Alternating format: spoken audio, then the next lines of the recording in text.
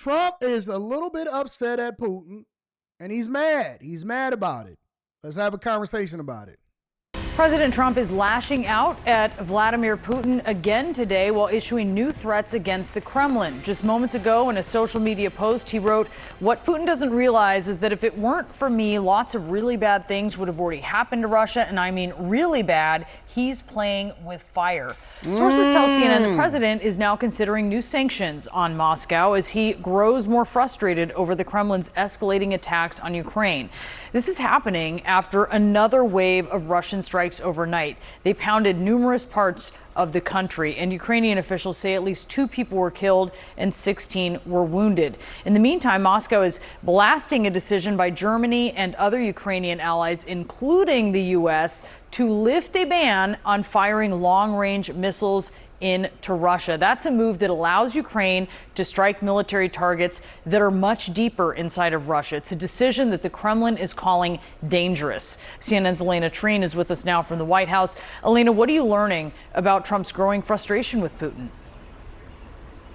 Yeah, it's clear, Brianna, there really has been a shift in tone and rhetoric and also just private frustrations that the president is feeling when it relates to Russian, specifically Russian President Vladimir Putin. Look, I think it's clear that the president has so far been hesitant to put any sort of sanctions and pressure of sanctions and economic pressure really on Russia through this entire process, because privately he's noted that he believes that doing so could actually push Russia farther away from the negotiating table. Thus far, he's really been trying to do as much as he can to fulfill his campaign promise of bringing both Russia and Ukraine together to find some sort of off-ramp to this war and ultimately a ceasefire. But increasingly, both he and his closest advisors are recognizing that perhaps Putin is not necessarily living up to what he's been telling Trump behind closed doors. And people are growing increasingly unsure of whether or not he's actually ready to strike some real sort of deal to end this war with Ukraine. Because of that, we're learning now behind the scenes that he is considering potentially wanting to place sanctions on Russia and try to kind of up the ante with them and show President Putin that he's very serious about this. Of course, this comes as we know that many of the United States' European allies and even some people here in the United States, people like Senator Lindsey Graham, have really been pressuring and trying to influence this administration to do just that, to put sanctions on Russia and try to force their hand. Now, I do think it's very interesting to see how the president has been talking about these most recent attacks from Russia on Ukraine, because the way that the president put it, particularly in that Truth Social post today, when he said Putin doesn't realize that if it weren't for me, lots of really bad things would have already happened to Russia. He's saying that he thinks Putin has gone crazy. He said that this weekend in a separate post. I mean, it's clear that the president is starting to kind of lose patience with Russia. And I know from my conversations with several Trump administration officials that he really did believe that he would be able to make more progress at this point, just so many months now into his second term. And so really, I think the next few days are going to be pretty critical to learning whether or not the president is actually going to move forward and try to put this pressure of sanctions on Russia, or if he'll continue to kind of wait and see if he can still try to get any sort of deal with both of these countries to come together for an ultimate ceasefire. One of the rare Trump misfires and one of the rare Trump missteps that we have to be objective. A lot of people don't think that I'm actually objective when it comes to politics and Trump. No, it's just that I think that he's just done such a phenomenal job at what he's promised to the American people that I don't disagree, and I'm not going to disagree with him just for the sake of disagreeing. But I have to be objective and I have to be real, and this is not a story that I'm going to avoid because I've been critical of the Trump administration for the entirety of the time that they have not solved for the problem of ending the war in Ukraine, because it's one of the things that he said that he was going to do. Now, I have given Trump grace as a content creator and not being overly critical, because I understand that it takes more than one person, and this is a complicated situation. And I also have not been as critical or not as vocal about the missteps of Trump because I think that he's done such a great job in all of the other things that he's promised, including being hard on migrants, getting these bills pushed through, several things that he's promised during the campaign that he said that he was going to do. And I will also give him credit in that it looks like he's really trying to solve for this war over in Ukraine and Russia. However, It is one of the rare Trump misfires in that he promised that he would have this done on day one, and we are almost 120 days into his administration, and he has not been able to solve it. I believe that Putin is playing Trump hard. And one of the reasons why Trump is seeing this, and I think that he's saying this on Truth Social and on social media, one of the reasons that I believe that he's being a lot more vocal instead of letting things play out behind the scenes and trying to negotiate a ceasefire is because Putin is trying to make him look bad. I believe that Putin is actually, from Russia, actually making the Trump administration look bad. His perfect presidency is kind of sort of at risk because if at some point in his first year in his administration, he does not end this war, then it kind of makes him look bad. Him saying that he would end the war in the first days of his administration makes him look bad because it makes it seem like he's not a man of his word, and more importantly, that he doesn't have as much control in the world as he said that he would. I believe that Putin is trying to embarrass Trump. 100%. And so Trump is kind of stuck between a rock and a hard place. And again, this is my opinion. This is my personal opinion. Trump is stuck between a rock and a hard place. Why? Because he can't continue to supply or openly supply and help Ukraine as far as with military weapons and all of that. Because remember, they've already signed a mineral rights deal, so Ukraine is on board with ending the war, regardless of how I feel about how the war got started, because I was very critical of Ukraine and Zelensky in the first time that he came to the White House and that he was acting like a pompous asshole, right? And he is not innocent when it comes to the starting of this war between Russia and Ukraine, and it goes all the way back to the mid-90s, right? The relationship between Ukraine and Russia. NATO, joining NATO, all of these things, right? And so I've been very critical of Ukraine and them kidnapping people in order to put them on the front lines and the millions and the thousands of people that are dying in this war every single day.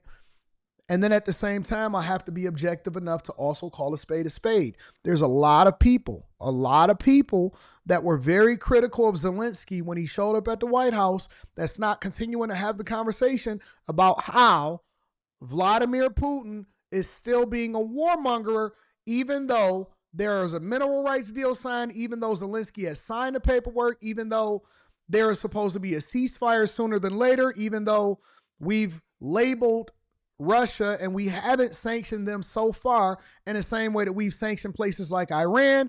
A lot of people are quiet and they're not being objective enough to have the conversation on both sides of the fence.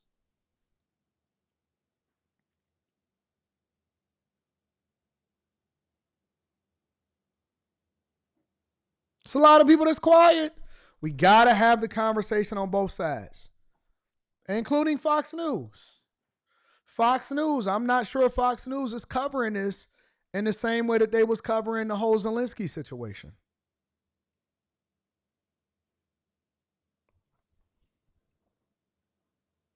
I don't think that Fox News is covering this in the same way that they was covering the whole situation when Zelensky was at the White House making a fool of himself. We got to be objective on both sides. That's all I'm saying. All I'm saying is we got to call a spade, and it's okay to call it out when somebody is not on a national scale delivering on things, regardless of whether he could or he couldn't. He said it, and so we got to hold him accountable for it. That's all I'm saying. And again, I think that Trump has did a phenomenal job. Why do I need to apologize? I don't need to apologize about anything. I've been consistent the entire time about my willingness to be open and objective and call a spade when I see it. I think that Trump really wants to end this war. I don't think that he believes in war. I believe that Trump believes in doing good business and that he believes in a prosperous United States of America. But it's difficult now because you're stuck between a rock and a hard place and having to support Ukraine while at the same time saying that you want to end the war, and Putin is not playing fair. He's not playing by the same rules that you're playing by. He's not playing by the same rules that you're playing by. He playing street ball. You playing NBA ball. He playing at the Rucker. He playing in the backyard right now. He not playing on the national stage and in the league. He said you in prison right now. We playing prison rules. Brianna. Elena Treen, live for us at the White House. Thank you. Boris? Let's talk about these latest developments with retired General Wesley Clark. He's a former NATO Supreme Allied Commander. General Clark, great to see you as always. With these stepped up attacks over recent days, what would you say is Russia's immediate objective on the battlefield? Russia's main objective is to continue to pressure, try to break the government of Ukraine, break the will of the people to continue to resist. At the same time, it's pushing very hard in the north, in the center, and the ultimate objective, of course, is in the south to sweep across the coast of the Black Sea and take Odessa. And that's what their objective would be for, let's say, September, October, if they are successful in breaking through Ukrainian lines and drawing off the reserves into the north.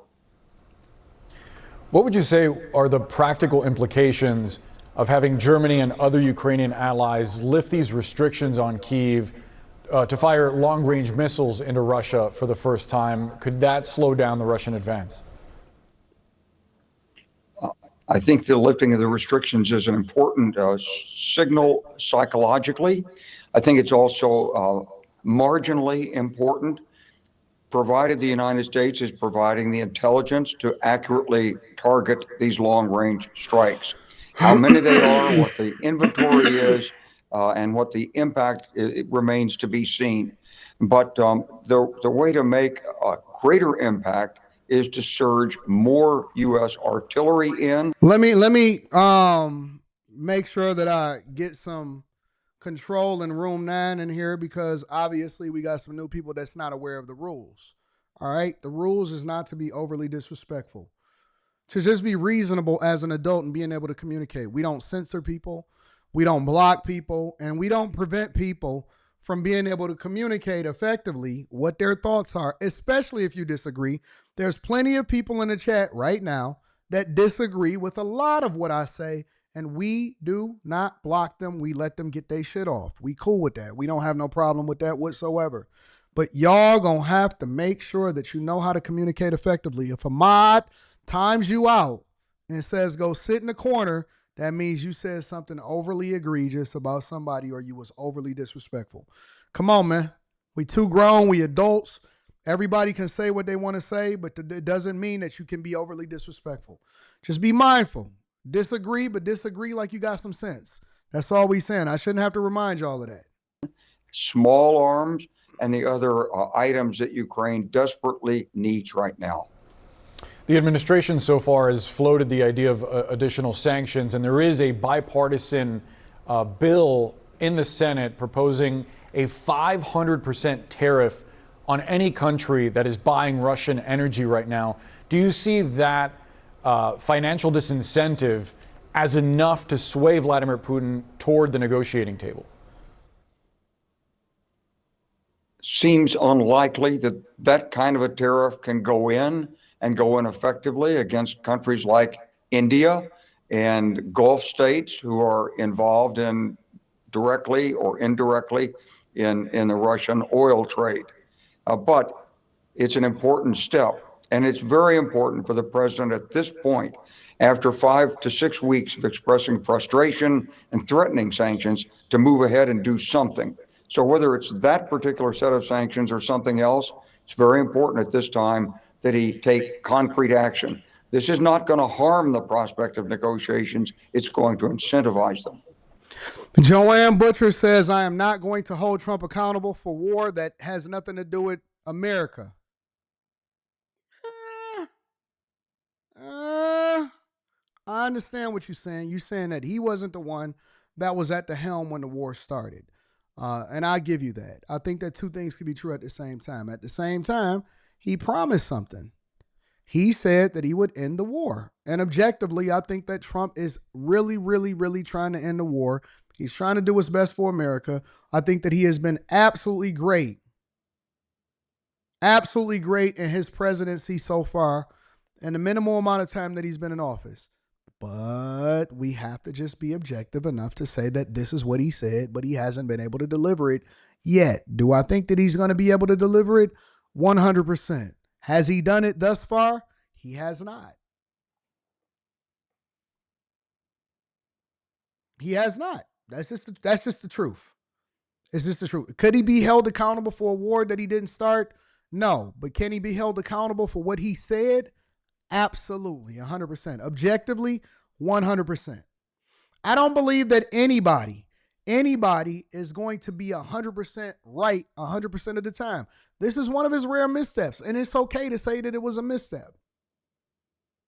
It's okay to say that it was a misstep.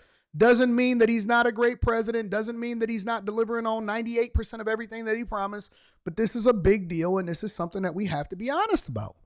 We got to be real. We just got to keep it 100.